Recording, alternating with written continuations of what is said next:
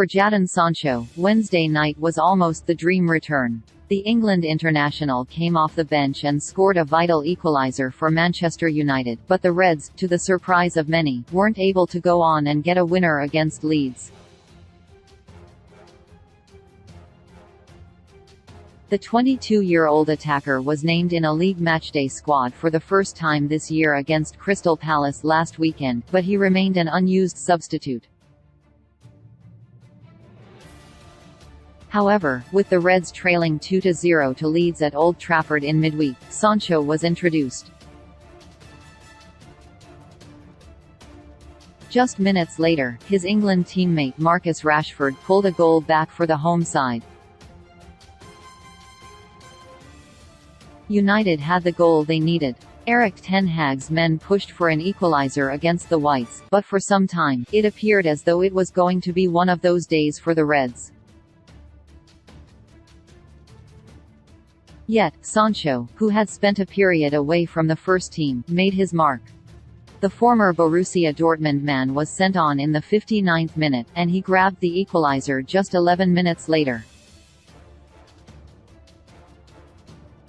It has been an underwhelming campaign for the Englishman, and he has made just 16 appearances in all competitions. Prior to the clash with Leeds on Wednesday, Sancho's last outing came against Chelsea in October of last year. Having scored just 4 goals all campaign, this season has not gone the way the 22-year-old wanted it to, but he showed in midweek that he was determined to still make something of it. During his time away from United, Sancho travelled to the Netherlands to work on an individual training program with coaches recommended to him by Ten Hag. It is unclear what exactly the player did during his break, however, his cameo against managerless Leeds gave an indication that he was looking to be more positive in everything that he did.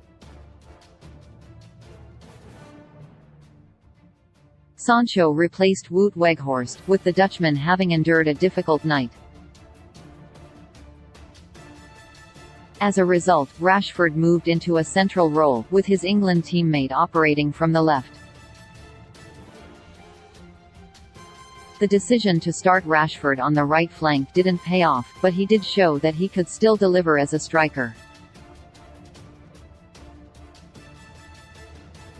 For Sancho, meanwhile, he was able to return and play on his preferred wing.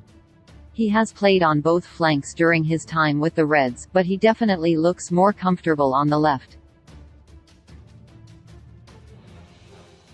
The problem is, though, Rashford also likes to play to the left. Given the form that Rashford is in, it would be a bold call to change that.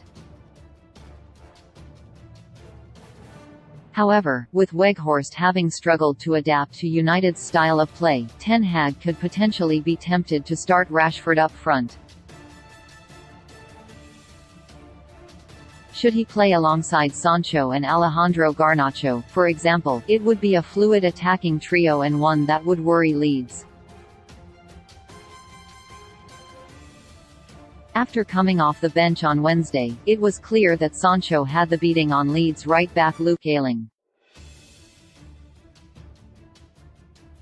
The veteran defender was scared to get close to Sancho, and when he did, the 22-year-old skipped past him with ease.